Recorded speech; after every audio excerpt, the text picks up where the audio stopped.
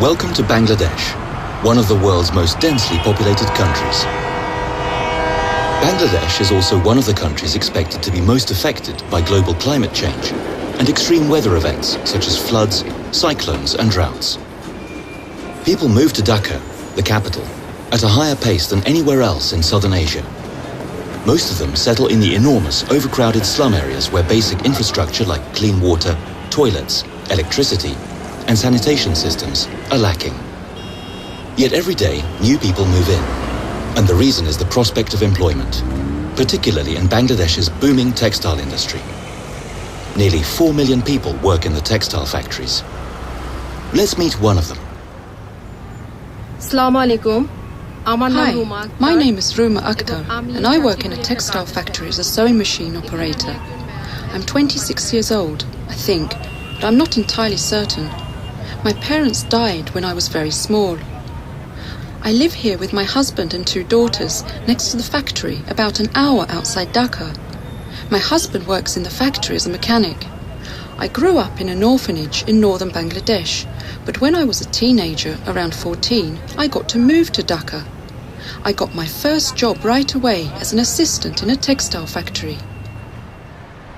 You're now standing in one of Dhaka's textile factories, in the part of the factory where cloth is dyed. There are around 4,500 such factories in Bangladesh, which makes them the largest textile exporter after China. Low production costs make the country exceptionally competitive, but there are serious downsides. Low salaries and bad working conditions are 2 of them, but the industry is also very harmful to the environment. To wash, color, and sew a kilo of cloth requires over 200 liters of fresh water. And to grow cotton to produce a pair of jeans takes over 10,000 liters.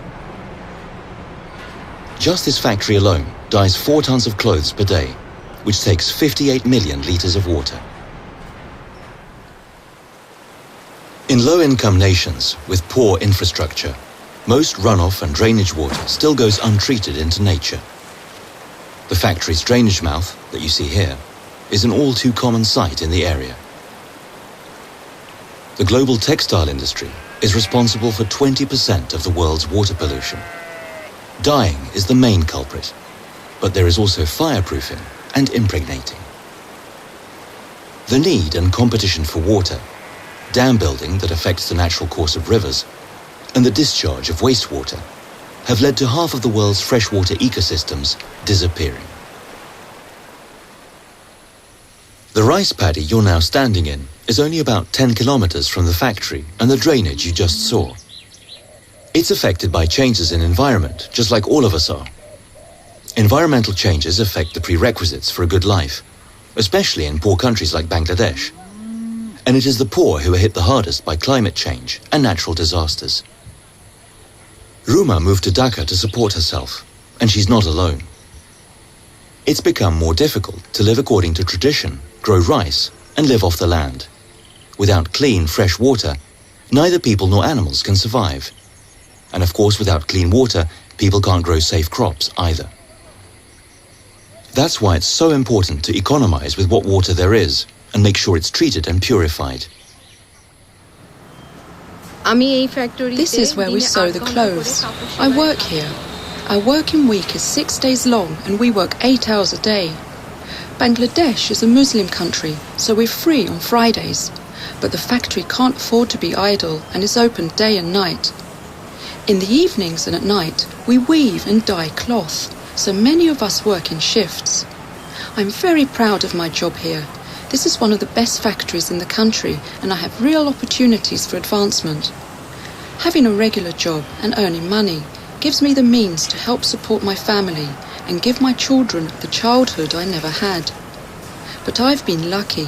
At many other factories, the working conditions are not the same. Agricultural and industrial production is responsible for the greatest use of water in the world, while simultaneously levels of groundwater are sinking in many countries. This affects the possibility of sustainable development. As a Swede, you use around 4,000 liters of water per day if you include the water used to produce your clothing and the food you eat. In Bangladesh, people use about half of that. According to the UN, The minimum requirement for a person is 50 litres per day, but over 1 billion people do not have even that. While we in Sweden and other high-income nations buy clothes like never before, the awareness of the consequences of our consumption is also growing. Sida works together with the Stockholm International Water Institute on a program where over 30 clothing companies cooperate to change the industry. It's about using water more effectively and reducing energy consumption and the need for toxic chemicals. This has not only led to saving enough water for roughly 50 million people's use, but has also saved a lot of money for the factories. The one you're in now is one of those in the program. At the factory, we learn the importance of clean water and that you must economize with it and also not drain away the dirty water into the environment. More and more factories are thinking like this. I see a bright future for myself and my children, and also for Bangladesh. Both my husband and I have work, and our children go to school and have completely new possibilities. We even save money to move back and buy land where I grew up. My dream would be to have a house there with some land we could farm. Environmental challenges do not have national borders. We in Sweden, just like Ruma and everyone else on Earth, all need to work to create a better future where no one is left out. Knowledge is the first step. Conscious choices can be the next. The nations of the world have adopted the 17 global goals for sustainable development to be completed by the year 2030. Among them is the end of extreme poverty and the fight against climate change. Everyone should also have access to safe drinking water. Through the taxes you pay and the active choices you make every day, you are a big part of a step towards a better world.